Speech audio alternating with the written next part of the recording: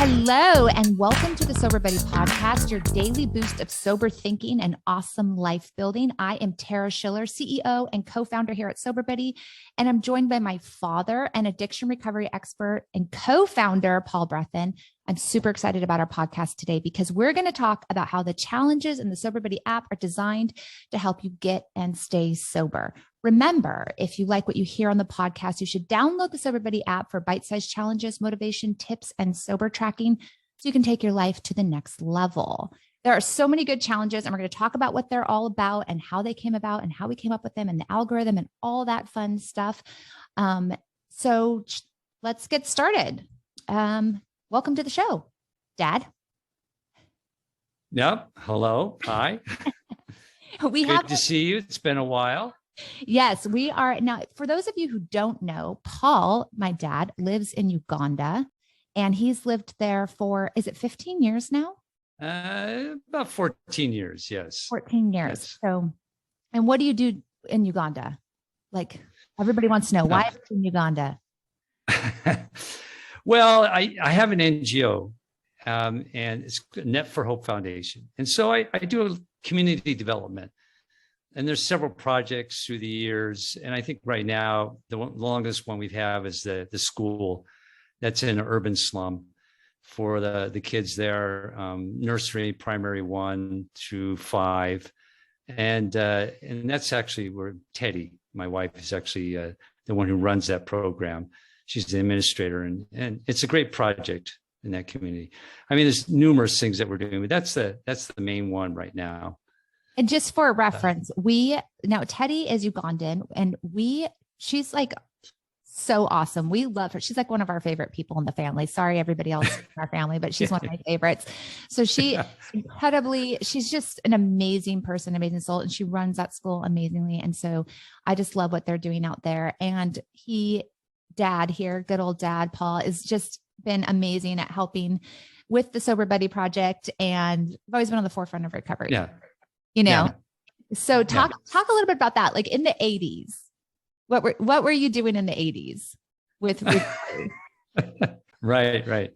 Well, yeah, in the 80s, I actually started with Matrix Institute in 1986. And what was interesting is I never really had this passion or thought that I was going to be in drug and alcohol recovery treatment. You know, I was just going to do general therapy, counseling, set up a clinic. And I was actually doing an internship at the time. And it was miraculously how the doors opened for this opportunity to be an intern at the clinic that just opened up. Their main office was in West LA, and this was in San Bernardino County. And they were looking for counselors. And so I figured, well, I'll just do it for a year, kind of learn that aspect of treatment. And I liked what they were doing. They were cutting edge. It was new stuff in outpatient treatment. And, it turned into 1 year and actually 17 years at that particular office, where I became the director shortly after I started, actually a couple of years, and been directing that for many, many years, and had great projects and research and treatment and training and supervision and clinical. I mean, all the aspects of recovery was really done to that particular office. And you were part of a research team, right? Yeah. I mean, Matrix was really unique. We not only did treatment, but we were doing development in the field, both as a model of treatment, as well as looking at medications to see if they were helpful. This is for the stimulant epidemic. In my area in San Bernardino County, it was mostly crystal meth.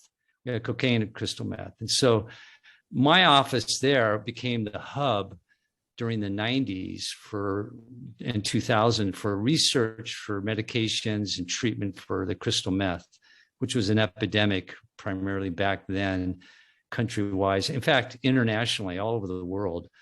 And when I had left the office, I started doing trainings in North America and in Asia using the Matrix model. So I was traveling all over the place for about 5 years until 2008, when I decided to, make a lifestyle change and come to Uganda. And that's a whole nother story. Yeah. But Yeah. yeah, Sure. So that was kind of, because you guys were doing the research, you're on the cutting edge, and you talked about even you had wanted it to kind of go technology wise at that point, but it just wasn't, structure wasn't set up yet. Yeah. You can see the writing on the wall. I mean, you got to remember back then, it was an app. I don't think there were apps back then. No, there wasn't. There any apps. But like we had the technology, and we had this model that was in a booklet form. And so I figured we could develop a program where, as a therapist, you can have the information there, and you could type out all your information about what goes on in a group or individual session, and that could all be formatted into some software, and you could use that along with the treatment model. And that was back then. You could have done that. It could have been developed, and then of course pushing it out to other areas. I was involved in drug courts, so I was working with the criminal justice system and developing a model for that, a treatment model for that. Also, I developed a youth program. I was involved with the adolescent model, the Matrix, and I ran a program along with the adults. I have a funny story about this, because I remember that you went to you had to fill in and be a counselor for the youth program for a little while.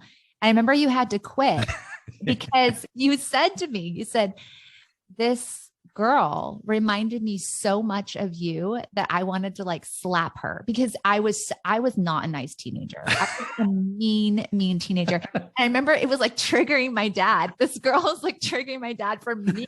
It was so bad. He had to like give his duties up to someone else because this girl was reminding me. So again, I would like to formally apologize to you and my mother for who I was as a teenager. But all right. I remember you saying that. I remember that really hit home. I was like, dang, he had to like quit this because of how bad I am. Well, it's funny because also, you were teenagers back then, and the concern about you actually getting involved in drinking or using. And I remember you saying, there's just no way we could ever get away with it because I just know way too much. In fact, you remember that time when, one of our friends used to think it was funny what you did for a living. Like they used to think it was funny that he was a therapist, or funny that he was in drug and alcohol recovery. And I remember this one time we had a friend who played this joke. Now this is back when there was answering machines, and you would play the answer machine out loud, whoever called, because everybody out there who's younger, millennials and younger, you used to have to call a place, not a person. If the person wasn't at a place, you had to leave a message and you had to wait for them to call you back. So one of our friends calls, and my younger sister's name is Tanya. And he says on the answer machine, "Hey, Tanya, this is Ryan. I left all my weed in your backpack. I need to get it back from you." And it was a joke he was playing on our dad, because he knew my dad was in recovery. And so we're all listening. We used to all play pranks on you. I'm sorry, Dad. We used to play, we put a 6-foot stake in his bed. Like we did so many. Yeah, that's right. I remember that. And that all, by the way. And he's listening to the answer machine, and we're all outside his bedroom door, like listening to hear his reaction to the answering machine. And he listens to the message, and then he goes, "Tanya, bring me your backpack," like really serious. Right. And we're all dying laughing. And we're like, "Dad, it was a joke from my friend Ryan." And he's like, "Oh, that's so funny. Give me your backpack." He would not believe that it was a joke. And he searched her backpack. He searched everything. So it was true. He would have taken one look at us and been like, "No, you're on something." I'm not gonna take it. So yeah, we used to say, well, that became a great deterrent. Yeah. It worked. It worked. So, hey, whatever. It was good. That and him scaring us to death with stories. But yeah, I think that's true. Yeah. I remember I've told this story before, but I think I told it on our live, where you came home with like bongs and like mirrors and books, like all this stuff that your clients had brought you. Paraphernalia. You were like going to educate us. I remember my mom freaking out that you could have gotten pulled over and arrested. And it was like this whole thing. But that's how I grew up, folks. So when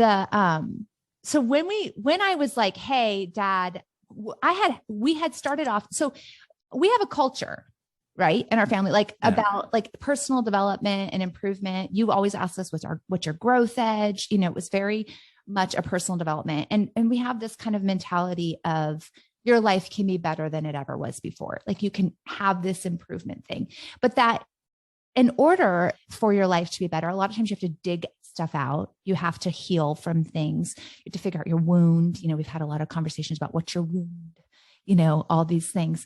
And so when it came time to do, technology, I had originally brought him in because I was making a life coaching app. And then we were like, hey, making your life better than it was before, recovery, drug and alcohol recovery really needs this. And Dad, you're an expert. So let's just collaborate on this. And in order to make it, in order to make it feel intuitive, feel like it was appropriate for the time that your stage of recovery, your drug of choice, things of that sort, we decided to came up with an algorithm, right? These different journeys and when and where to use those journeys. And so I just wanted to touch a little bit on those journeys, what they're based on and why they work for recovery. So tell us a little bit about what the journeys are based on.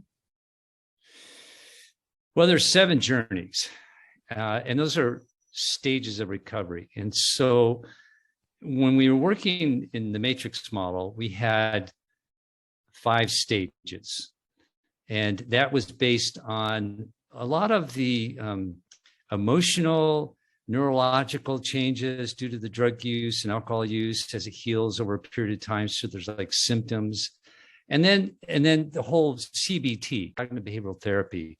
So there are higher risk times of like cravings, emotional instability, during certain periods of time as your brain heals and your body. So that we had actually these stages that you could identify like a roadmap to recovery. And so what I did with those is I added a few more stages. One was the exploration stage, is somebody who's not in treatment or acknowledging they have a problem. All the way through up to a year or more. And so the last 2 stages or 3 stages, we got 5, 6, 7. Yeah. So the last 2 were additional, kind of pushing it out further than what we normally had in the matrix model, because I wanted to provide an app for everyone, someone who really hasn't thought about whether they had a problem and evaluate that, to somebody who's got, 9 months to a year, 2 years, 5 years, 10 years clean. You can get something. And so it's really unique in that aspect, is that there is something for everyone. And depending on how you answer the question when you start, like how many days you have clean, will put you right into that track of where you're at. So let's say you have 3 months, boom, you're right in that track. So they're very current. And then we do SoberBuddy, and then we do the check-ins. So we have 7 journeys, but then based on how you interact with the app and do the check-ins, it'll take you on these like little side quests to help you with different. Right. Yeah. Yeah. So like if you had a relapse, then there's specific challenges to help get you back on track. And of course, we're looking at developing that out even more in our next phase. There's so many cool things we're doing. Yeah, we really are.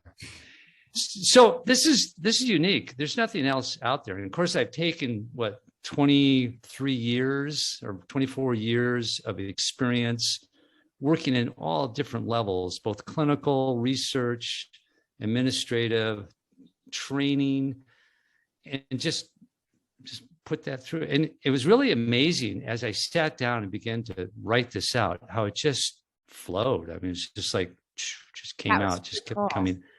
It was like, okay, this and this. Expertise has been really cool because we run everything through him. Like, hey, this is right. And there'll be things where I'll be like on with developers and I'll be like, okay, we have these amazing ideas. And we're like going off on some tangent, some idea. And then I'll be like, okay, let me just run it by Paul real quick. Let me run it by my dad, make sure it's good. And sometimes he'll be like, oh, no. We've tried that.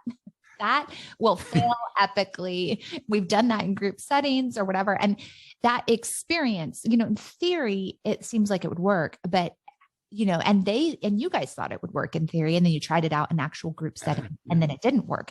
So it's been great that it's not just your education, but your experience that has really helped us, and even your experience in running, managing employees and things of that sort. It's been really helpful having you as a resource, like how to manage, how to hire, how to, let people go that aren't working out, or just things like how to manage anxiety. My last podcast was about anxiety, and I talked about you and you telling me to put my feet on the ground and things like that. But even he'll tell me, stop drinking so much coffee and go work out. I'd be like, you really need to get rid of the stimulant caffeine. And, that's contributing to those anxiety attacks on. But, because we both we have a similar disposition, with similar things. And we've kind of like, you started having heart palpitations and stuff like in your 30s, and I started having them. And he was just like, you hit the gym. You got to hit the gym every day, get rid of that adrenaline. And it has helped a ton to do that and just have your experience. So it's been this really cool journey, pairing up with, my dad, I have all sorts of dad validation too. Cause he's like, you're a rock star. And I'm like, my dad thinks I'm great, Well, it's been great. I mean, I never in my wildest imagination would ever thought that this would happen, and of course I have 3 daughters, and they're all great in their own way. And this is just a really special journey with you. I mean, it's been amazing. And you're right. We really work well together because I think we think a lot alike. We're same kind of temperament in many ways. It just works. It does. I guess we get each other, right? Yeah. It's so funny. I wasn't sure if it would work. I was like, I'm either going to like love or hate him at the end of this. And it's been an incredible collaboration. Now, you do live in Uganda. I don't know how we'd be if we were in the same office. Maybe the space gives us a good. That could be true. Yeah, that's right. I had this hilarious moment where I'm never on Facebook. I never got super into Facebook, and but I was on there because I have to be on there for the SoberBuddy page. And so I ended up seeing like a bunch of people from our childhood, right? Like a bunch of the kids that I grew up with. And there were like 3 different guys who had turned into their father, like same exact career, looked just like them. Like, I was like, oh my God, they've turned into their father. And I'm kind of like clowning them in my head. Like, you turned into your dad. And then I was like, wait a second. And I realized I turned into my dad.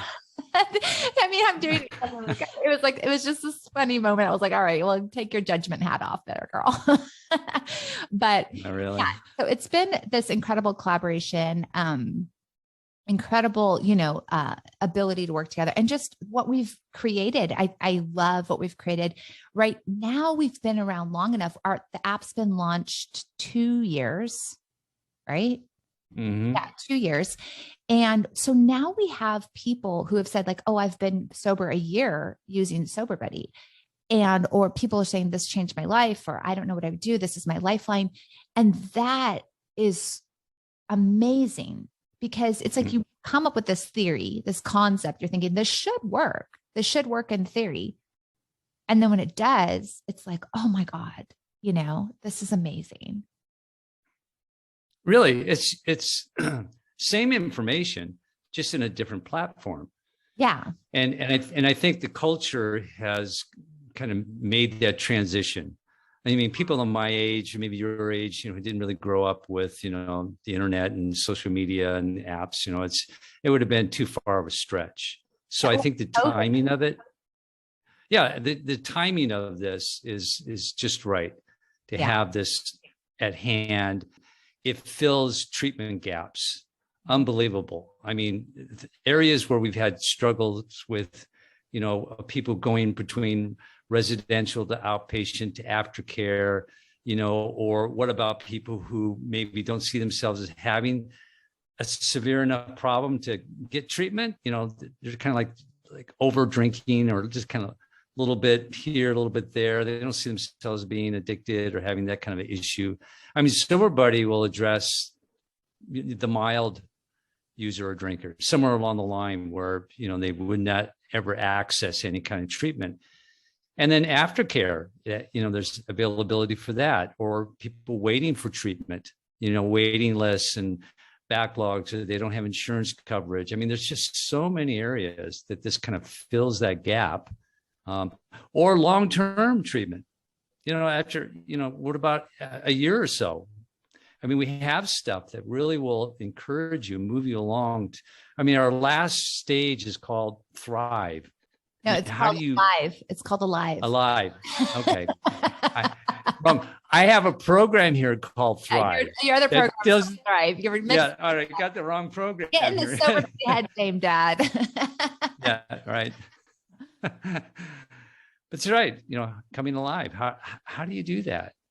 And I think it's important because if recovery doesn't become meaningful, purposeful, and have great value, then you kind of like burn out.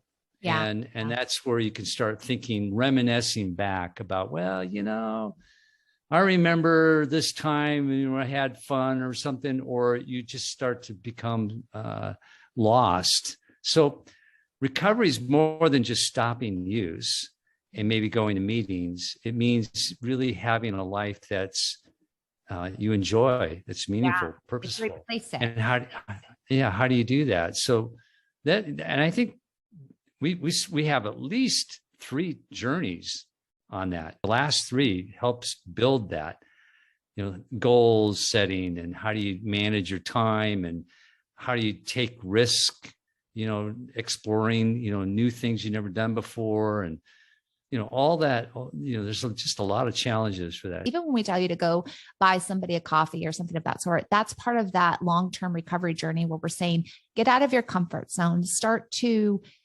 build belief in yourself, start to discover new areas of yourself. And sometimes we ask you to do things that seem kind of odd or seem just like, what does this have to do with recovery? But it's really about self-development, life building, because one of the biggest indicators of success is that you build a life you love.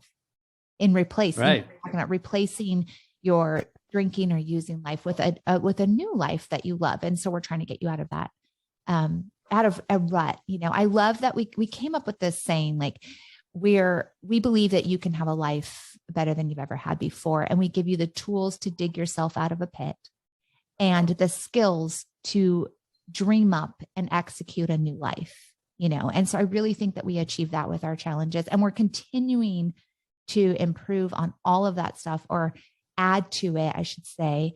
And I'm so excited about everything that we have in the works. So thank you for joining me today, Dad, all the way from Uganda. And it's late there. It's late at night for him there.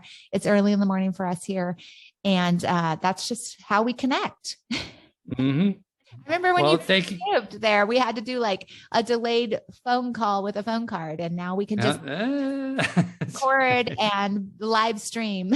And remember that if you have not gotten the SoberBuddy app, you can find it in either app store, the iTunes or the Google Play Store.